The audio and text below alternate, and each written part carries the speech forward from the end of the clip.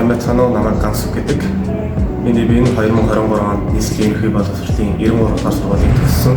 Намрын санхүү эдийн засгийн их сургуульд эдийн засгч мэргэжлийн нийслэл орсон байгаа. Өнгөрсөн жил санхүү эдийн засгийн их сургуульд нийслэлийн ерөнхий шалгалтаа өгөөд амжилттай тэнцээд тухайн үедээ маш их баярлж байсан.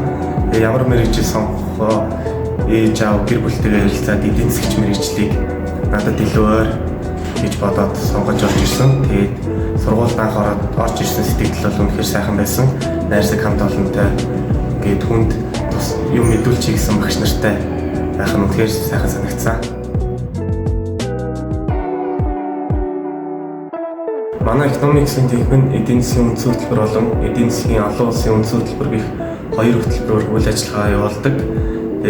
Бизнес, эдийн засаг, санхүү чиглэлээр аливаа асуудалд дүн шинжилгээ судалгаа хийж түүнээсээ эерэг үр дүнд хүрэх арга чадваруудыг суралцуулахад гол зорилго нь оршдог.